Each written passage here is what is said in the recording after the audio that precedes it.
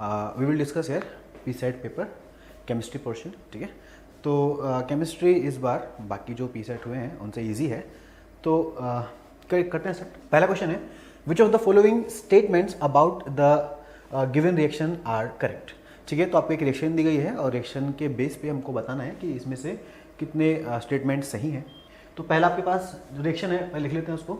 Reaction लिखा हुआ है 3Fe plus 4H2O Fe3O4 and plus 4H2, ठीक है। हमको चेक करना है कि इसमें किसका रिडक्शन हुआ है, किसका ऑक्सीडेशन हुआ है, ठीक है। इसमें कोई कौन ऑक्सीडाइजिंग एजेंट है और कौन रिड्यूसिंग एजेंट है, इसकी हम बात करेंगे इधर।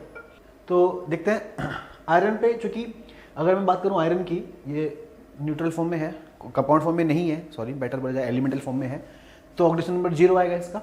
In case of water oxygen -2 में रहता है, हाइड्रोजन +1 में है। इन केस ऑफ Fe3O4 अगर मैं इसको x मान लेता हूँ तो ये बनेगा 3x माइनस ऊपर होता है -2, 8 = 0। यहाँ से जो x का वैल्यू आएगा वो आएगा 8/3, तो ये 8/3 हो गया इधर। उसके बाद जो H2 है, ठीक है, ये एलिमेंटल फॉर्म में है, इसको हमने कितना कर दिया 0, because oxidation number elemental form में कितना होता है 0 होता है, ठीक है। तो यहाँ पे आप देख पा रहे हो साफ साफ, जो आयरन है वो 0 से कहाँ गया, 8/3 में गया है, मतलब ऑक्सीडेशन नंबर बढ़ा है। और जब ऑक्सीडेशन नंबर बढ़ता है तो हम इसको बोलते हैं ऑक्सीडेशन। इसका मतलब आयरन का यहाँ पे ऑक्सीडेशन हुआ है, तो किसने किया होगा, वाटर ने किया होगा, तो वाटर यहाँ पे ऑक्सीडाइजिंग एजेंट हो जाएगा।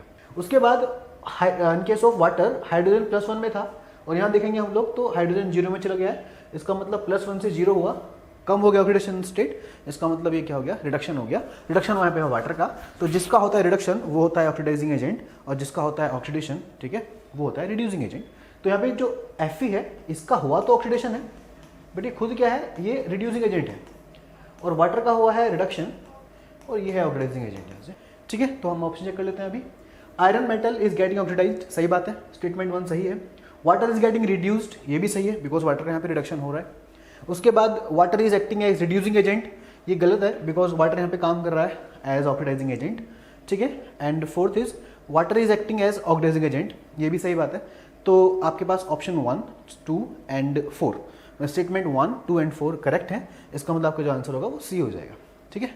क्वेश्चन नंबर 17, काफ़ी इजी क्वेश्चन है। Question number 17, 3 beakers labelled as A, B and C, हमारे पास यहाँ पे 3 बीकर्स हैं, और तीनों बीकर में जो वाटर है वो 25 ml है, ठीक है, and small amount of NaOH, एक बीकर में हमने मिलाया, दूसरे में हमने यूज़ किया CuSO4, तीसरे में यूज़ किया मैंने NaCl, ठीक है। तो देखा ये गया है कि जो आपके पास 2 बीकर्स हैं A एंड B, ठीक है, यहाँ लिखा हुआ है साफ कि जो टेम्परेचर है वो सॉल्यूशन का यहाँ पे इंक्रीज हुआ है, मतलब A और B आपके पास एंड C 3 बीकर हैं।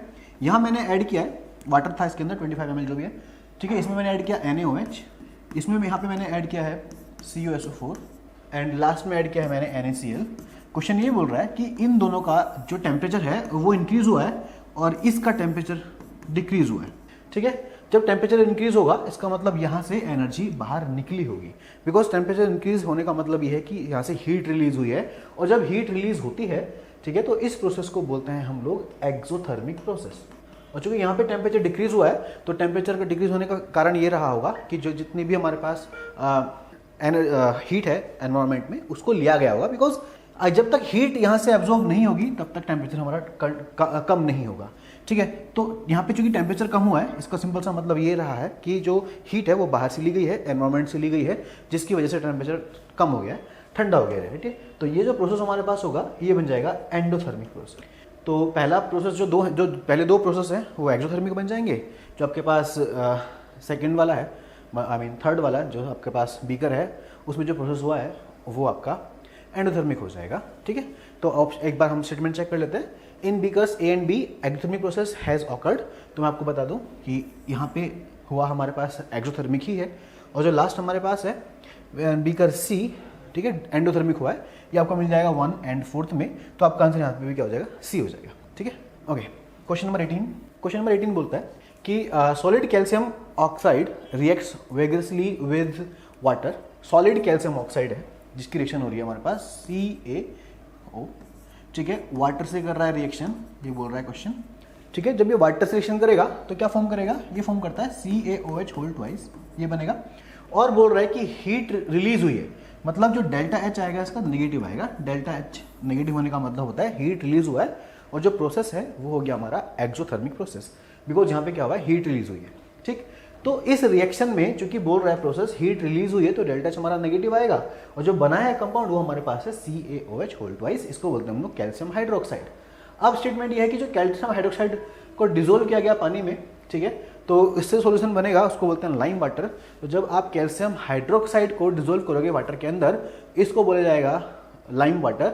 ठीक है, अब जो पहला प्रोसेस राइट, मतलब ये CaO प्लस वाटर जब ये बनेगा CaOH होल ट्वाइस, इसको बोल रहे हैं हम लोग यहाँ पे स्लिकिंग ऑफ लाइम, राइट। ये वाला प्रोसेस स्लिकिंग ऑफ लाइम है, और जब आप CaOH होल ट्वाइस को पानी के अंदर डालोगे उसको बोला जाएगा, ठीक है, लाइम वाटर। अब क्वेश्चन ये है यहाँ पे कि which among the following are true about slaking of lime, मतलब इस रिएक्शन के लिए, और जब मैं CaOH होल ट्वाइस को पानी के अंदर मिलाऊंगा, ठीक है, जिसको मैं बोल रहा हूँ लाइम वाटर, इसके लिए, राइट, इसके लिए स्टेटमेंट चेक करना है हमको, इसके लिए स्टेटमेंट चेक करना है, दो हमको यहाँ पे चेक करने पड़ेंगे।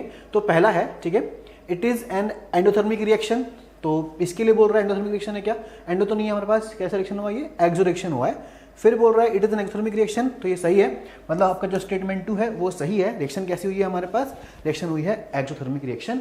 और जो दूसरा स्टेटमेंट हमारे पास है, the pH of resulting solution will be more than 7।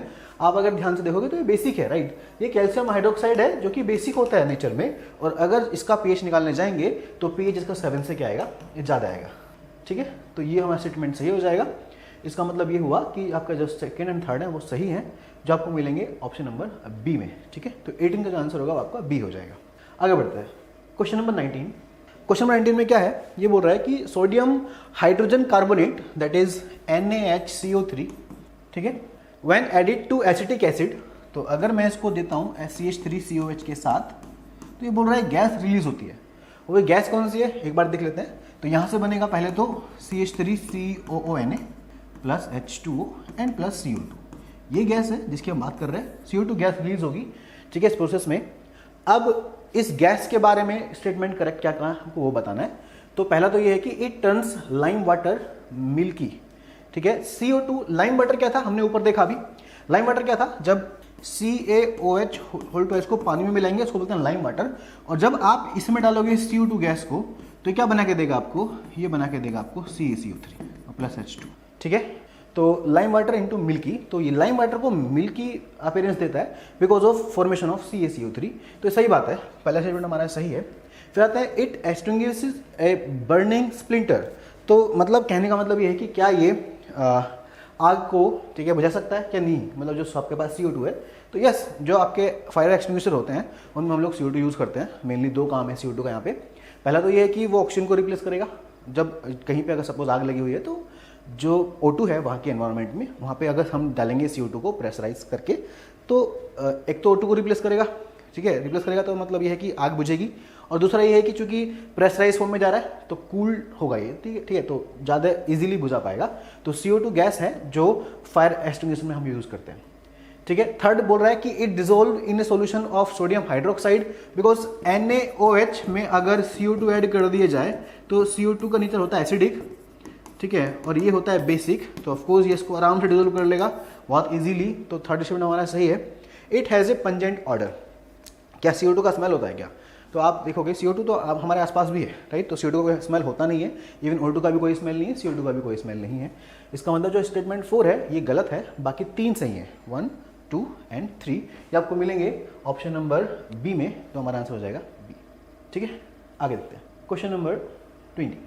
तो क्वेश्चन नंबर 20 की बात करें, क्वेश्चन नंबर 20 में ये बोला गया है कि एसिड और बेस के बारे में जो स्टेटमेंट है हमको चेक करना है। यहाँ पे क्वेश्चन बोल रहा है कि हायर द pH, तो स्ट्रेंथ ऑफ एसिड क्या होगा, वीक होगा या स्ट्रॉन्ग होगा, ठीक है। और दूसरा हमारे पास है lower the pH for base, ये हम चेक करेंगे कि कैसा होने वाला है स्ट्रेंथ।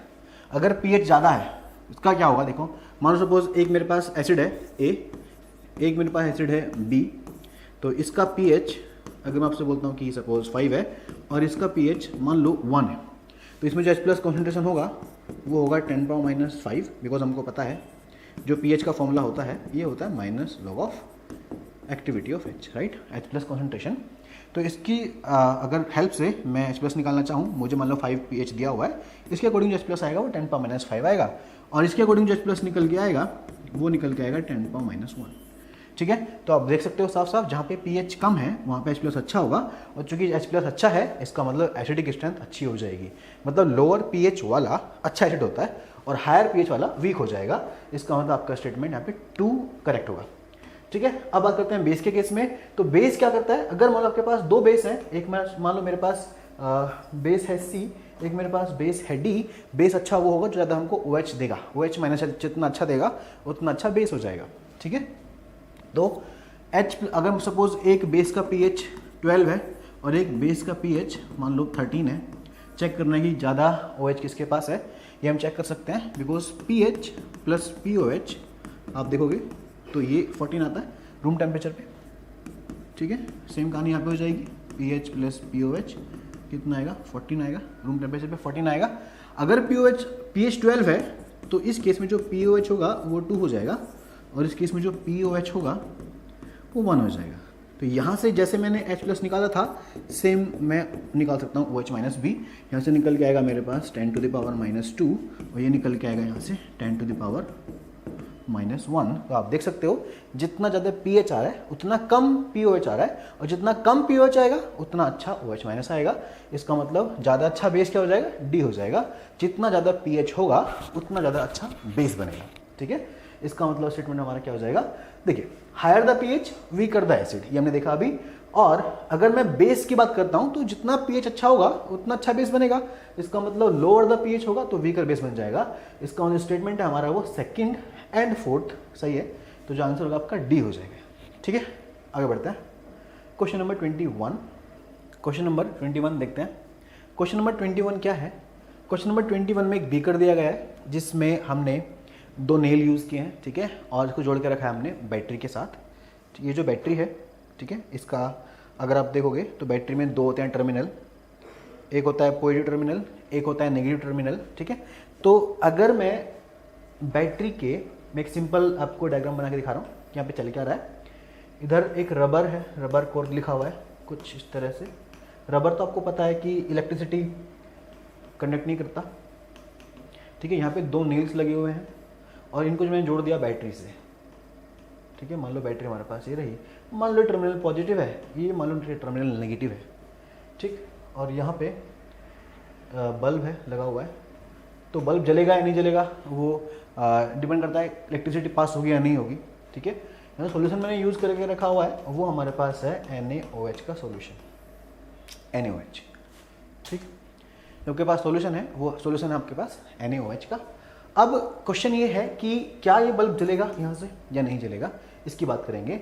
देखिए पहले मैं आपको चीज़ समझा दूँ, ये जो आपके पास वर्ड यहाँ पे यूज़ किया गया है क्वेश्चन के अंदर, दैट इज इलेक्ट्रोलाइट। ये क्या होता है, इलेक्ट्रोलाइट वो सब्सटेंसेस हैं, ठीक है, जिनको वाटर में डालने के बाद वो आयन की फॉर्म में आपको मिल जाएंगे। फॉर एग्जांपल आपने अगर NaCl को वाटर में यूज़ किया, NaCl को डाला पानी के अंदर, तो ये Na+ और Cl- में कन्वर्ट हो जाएगा। ठीक है, आपने अगर सपोज NaOH को यूज़ किया पानी के अंदर, तो ये Na+ और OH- आपको बना के देगा। और आपने अगर HCl यूज़ किया पानी के अंदर, तो ये H+ और Cl- आपको बना के देगा। मतलब ये वो सब्सटेंस हैं जो किसी पोलर सॉल्वेंट लाइक वाटर में घुलने के बाद आयंस प्रोवाइड करेंगे। और ये कुछ भी हो सकता है, एसिड भी हो सकता है, बेस भी हो सकता है, और इवन सॉल्ट भी हो सकता है। हमको यहाँ पे केवल आयंस चाहिए। क्या करेगा आयन, आयन मूव करते हैं। जब आप करंट पास करोगे तो जो यहाँ पे जो कैटायन है ना, इसको बोलते हैं कैटायन। ठीक है, जिसके पास पॉजिटिव चार्ज है इसको बोलते हैं एनायन। तो कैटायनिक पार्ट अट्रैक्ट होता है नेगेटिव इलेक्ट्रोड से, और जो एनायनिक पार्ट है वो अट्रैक्ट होता है पॉजिटिव इलेक्ट्रोड से। तो आयंस मूव करते हैं, और चूंकि आयंस मूव करेंगे तो यहाँ पे सर्किट हमारा कंप्लीट हो जाएगा। तो कुल मिला के कहने का मतलब ये है कि अगर सर्किट कंप्लीट होता है तो ही करंट फ्लो होगा, और सर्किट कंप्लीट करने के लिए यहाँ पे आयंस यूज हो रहे हैं। वायर में करंट फ्लो होगा, सॉरी इलेक्ट्रॉन फ्लो होंगे, लेकिन सॉल्यूशन में आयंस फ्लो होंगे, जिसकी वजह से हमारा सर्किट कंप्लीट हो जाएगा। और सर्किट कंप्लीट होने का मतलब ये है कि इलेक्ट्रिसिटी यहाँ पे पास हो सकती है, और जब इलेक्ट्रिसिटी पास होगी तो जो बल्ब है वो जल जाएगा। ठीक है, तो क्वेश्चन में यही है। चलिए ऑप्शन पढ़ते हैं हम लोग। पहला है कि bulb will not glow because electrolyte is not acidic. ये कोई रीजन नहीं हुआ, बिकॉज बल्ब ग्लो होगा, यहाँ पे हम क्या यूज कर रहे हैं वो मैटर नहीं करता, एसिडिक है, बेसिक है या फिर सॉल्ट है, बिकॉज हमको यहाँ पे आयंस चाहिए और आयंस हम कोई भी दे सकता है। ठीक, दूसरी बात है bulb will glow because NaOH is strong base and furnish ions for conduction. सही बात है, हमने अभी देखा इसको, ये हमको आयंस प्रोवाइड करेगा। उसके बाद थर्ड ऑप्शन है bulb will not glow because circuit is incomplete. Circuit complete है बिकॉज आयंस मूव कर रहे हैं और आयंस ने सर्किट कंप्लीट कर दिया है। ठीक है, तो जो आपका आंसर है वो आपका अभी तक सेकंड है। फोर्थ पे आते हैं, बल्ब विल नॉट ग्लो, गलत हो गया बिकॉज ये ग्लो करेगा। Depends upon type of electrolyte solution, ये डिपेंड नहीं करेगा। ग्लो करना तो डिपेंड नहीं करेगा, एक्चुअली कितना करेगा वो अलग बात है, राइट। ग्लो तो करेगा, ग्लो करना नहीं करना टाइप पे डिपेंड नहीं करेगा। हाँ, कितना ग्लो कर, ज़्यादा कर रहा है कम कर रहा है वो अलग बात है, राइट, बट ग्लो करेगा। ठीक है, यहाँ पे आप कुछ भी ले सकते हो, टाइप पे डिपेंड नहीं करेगा। तो आपका आंसर होगा वो ओनली बी हो जाएगा, मतलब सॉरी जो सेकंड है वो स्टेटमेंट आपका सही आएगा, जो कि ऑप्शन सी में दिया गया है, इसीलिए आपका आंसर सी हो जाएगा। ठीक, बात करते हैं हम लोग क्वेश्चन नंबर 22 की। इसमें बोल रहा है identify the correct representation of reaction occurring during chlor alkali process. ये जो क्लोर एल्किल प्रोसेस है इसमें हम क्या करते हैं, क्लोर एल्किल प्रोसेस का जो यूज़ है एल्किली प्रोसेस का वो है NaOH फॉर्म करने में, Cl2 फॉर्म करने में और NaOH Cl2 and H2 form करने में। इसमें हम करते क्या है, ब्राइन यूज करते हैं। ब्राइन क्या होता है, NaCl का ही सॉल्यूशन है। ठीक है, किस फॉर्म में रहेगा ये NaCl। अब यहाँ पे देखो क्वेश्चन में क्या दिया गया है, लिक्विड है या एक्वस है। कभी भी हम लोग काम करेंगे NaCl लिक्विड अगर ले लेते हैं, इसका मतलब है कि हम लोग यहाँ पे NaCl को इतना गर्म किया कि वो मेल्ट हो गया, उसको यूज नहीं करते हैं। यहाँ हम यूज करते हैं इसका ब्राइन सॉल्यूशन जो क्योंकि एक्वस होता है। ठीक है, तो NaCl हमारे यहाँ पे एक्वस होगा, पहली बात तो ये। और चूंकि यहाँ पे Cl2 गैस बनेगी, H2 गैस, Cl2 और H2 गैस बनेगी तो वो गैस की फॉर्म में बाहर जाएंगे। ठीक है, वाटर यूज क्या आएगा, वाटर यहाँ पे यूज होगा एज सोलवेंट, तो वाटर हमारे पास कैसा होगा, यहाँ पे लिक्विड होगा। तो अभी आप यहाँ पे देख सकते हो इसमें जो प्रोसेस है वो क्या होगा मैं आपको बताऊंगा अभी, बट यहाँ से हम लोग आंसर निकाल सकते हैं। अभी देखो आप यहाँ पे बोल रहा है NaCl लिक्विड, पहले आप जो आपके पास ऑप्शन है उसमें लिखा गया है NaCl लिक्विड, गलत है बिकॉज NaCl यहाँ पे लिक्विड फॉर्म में यूज नहीं होता है, एक्वस फॉर्म में यूज होता है। सेकंड में आते हैं तो NaCl एक्वस तो है, वाटर यहाँ पे एक्वस लिख दिया, वाटर एक्वस नहीं, यहाँ पे वाटर सोलवेंट है, वाटर लिक्विड फॉर्म में यूज होगा यहाँ पे। तो ये आपके ऑप्शन में सी में आते हैं हम लोग, NaCl एक्वस वाटर लिक्विड, यहाँ तक सही है। NaOH एक्वस बनेगा, मैं आपको बताऊंगा अभी वहाँ पे, यहाँ तक ठीक है। Cl एक्वस नहीं होगा, Cl2 हमारे पास गैस है तो गैस फॉर्म में जाएगा, इसीलिए जो आपका आंसर होगा वो आपका डी हो जाएगा। ठीक है, यहाँ पे होता क्या है एक्चुअली, इसमें जब हम लोग काम करते हैं तो यहाँ पे यूज होता है इलेक्ट्रोलाइटिक सेल या आप पढ़ोगे इलेक्ट्रोकेमिस्ट्री के अंदर क्लास 12 में। तो जब आप काम करते हो इलेक्ट्रोलाइटिक सेल पे तो दो होते हैं हमारे पास इलेक्ट्रोड, एक होता है एनोड, एक होता है कैथोड।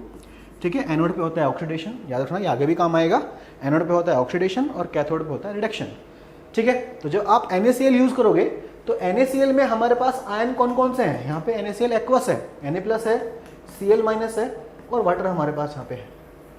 ठीक है, एनोड पे होता है ऑक्सीडेशन और एनोड की तरफ अट्रैक्ट होता है एनायन और कैथोड पे होता है रिडक्शन, इसकी तरफ जाएगा कैटायन, वाटर दोनों तरफ जा सकता है। तो यहाँ पे होता क्या है, देखो प्रिंसिपल में मैं नहीं जाऊँगा, किसका पहले होगा किसका बाद में होगा वो सब बाद में सीखेंगे हम लोग, यहाँ पे चल कर आपको वो बता रहा हूँ। एनोड पे होगा ऑक्सीडेशन, तो यहाँ पे जो Cl- है ये इलेक्ट्रॉन छोड़ के Cl2 में कन्वर्ट हो जाएगा। ठीक है, ये बाहर निकल जाएगा गैस फॉर्म में।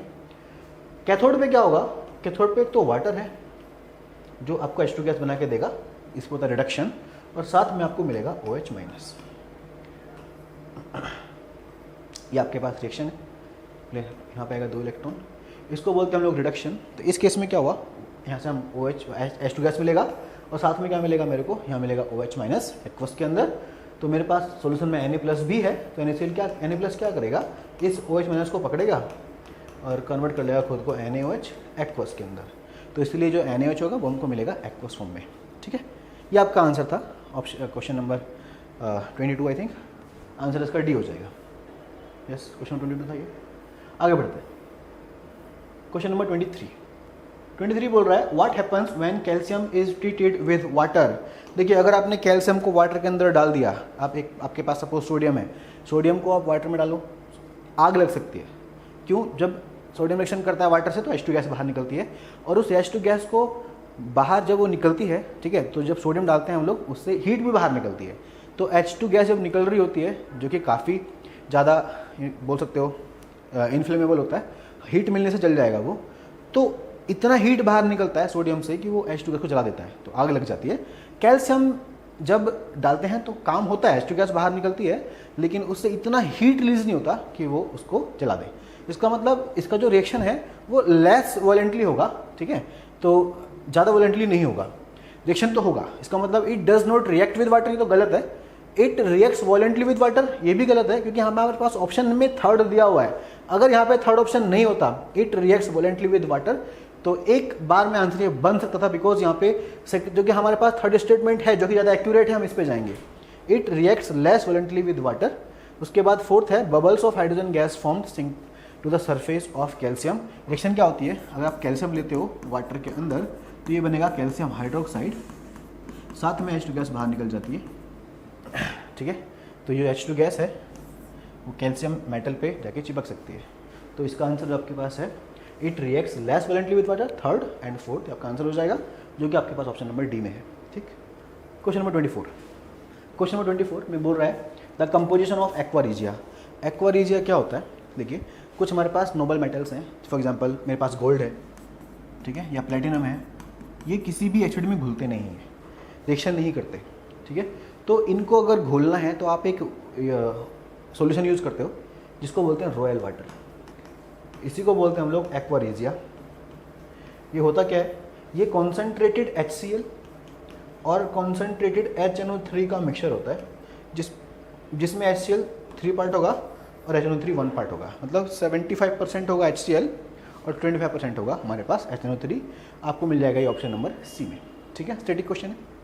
Question number 25, which of the following metal exist in their native state in nature. ये भी एक स्टैटिक क्वेश्चन है, ठीक है, थियोरेटिकल बेस्ड है।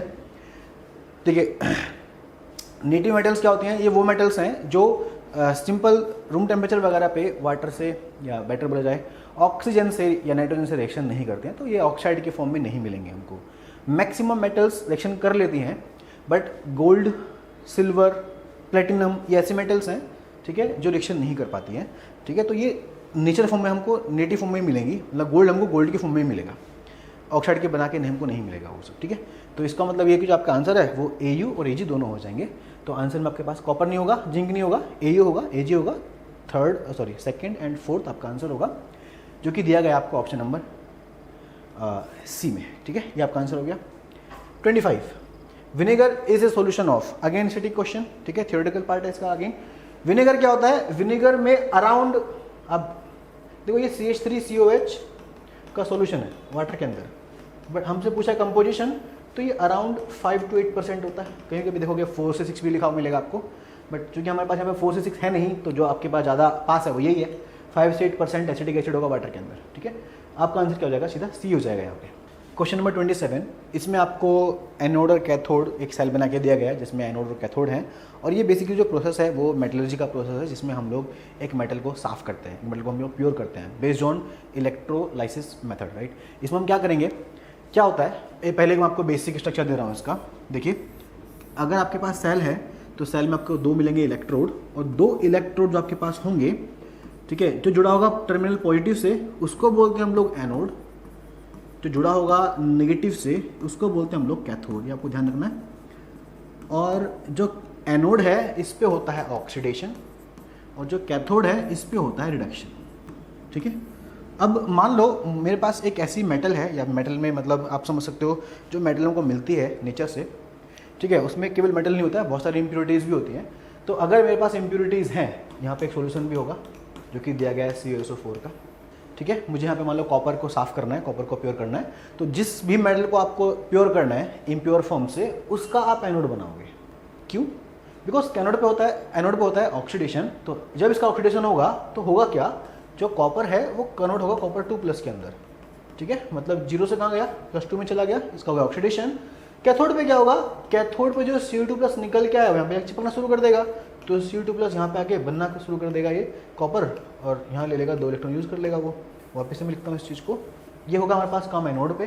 तो एनोड पे क्या हो रहा है, एनोड पे कॉपर 2+ निकल के आएगा, और कैथोड पे आके चिपकना शुरू हो जाएगा, बिकॉज कैथोड पे होता है रिडक्शन, मतलब Cu2+ जाएगा कैथोड पे, 2 लेगा इलेक्ट्रॉन और कन्वर्ट कर लेगा खुद को कॉपर के अंदर। ठीक है। तो आप देख रहे हो यहाँ पे कॉपर निकल के आ रहा है, जो भी इम्प्योरिटीज होगी वो बाकी जो बची हैं वो यहाँ पे इकट्ठी होती रहेंगी निकल के, तो नीचे बनेंगी इम्प्योरिटीज एनोड के नीचे, एनोड से कॉपर निकल के आएगा और जाके चिपक जाएगा कैथोड पे, तो जो साफ कॉपर है वो कैथोड पे आके चिपकना शुरू हो जाएगा, तो यहाँ हमको कैथोड बनना शुरू हो जाएगा। ठीक है, तो इम्प्योर कॉपर यहाँ पे था, प्योर कॉपर हमारे पास यहाँ आ जाएगा। सिंपल सा हमारे पास ये स्टेटमेंट ये डायग्राम है। ठीक है, इसको देख सकते हैं हम लोग। तो पहला चेक करते हैं, यहाँ पे अगर मैं बात करूँ इसका, यहाँ पे आप देख सकते हो साफ साफ जो नेगेटिव वाला है उसको एनोड बनाया गया है, जो गलत है ना। पॉजिटिव वाला एनोड होगा, नेगेटिव वाला कैथोड होगा, तो ये गलत हो गया पहला यहीं पे। दूसरे में आते हैं, एनोड पॉजिटिव वाला ही है और नेगेटिव वाला कैथोड है, लेकिन आप ध्यान दो यहाँ पे कॉपर 2+ बन रहा है एनोड पे, जो कि सही है। एनोड पे होता है ऑक्सीडेशन, ये सही स्टेटमेंट है। कॉपर 2+ जा रहा है कैथोड पे, ये भी सही है। वो जो इंप्योरिटीज है वो कैथोड के नीचे लिखा हुआ है, जबकि वो एनोड के नीचे आएंगे, बिकॉज एनोड बना है इंप्योरिटीज से। जो भी इंप्योरिटीज में ऑक्सीडेशन नहीं हो पाएगा वो नीचे आके जमा होती रहेंगी। ठीक, तो ये गलत हो गया हमारे पास बिकॉज ऑफ इंप्योरिटी। आपका देखते हैं option number C. Option number C में देखिए, प्लस वाला तो एनोड है, ठीक है, माइनस वाला कैथोड है हमारे पास, ये सही है यहाँ तक। और एनोड से कॉपर 2+ निकल रहा है, कैथोड पे आके चिपक रहा है, यह भी सही है। ठीक है, और इंप्योरिटीज भी एनोड के नीचे हैं, तो ये हमारा सही हो गया स्टेटमेंट, थर्ड सही हो गया। इस पे आते हैं फोर्थ में देखते हैं, तो कैथोड से निकल रहा है जो गलत है, चिपक रहा है एनोड पे जो कि गलत है। ठीक है, तो ये गलत हो गया, डी सी हमारा आपका आंसर हो जाएगा यहाँ से। ठीक है, तो ये आपका आंसर हो गया।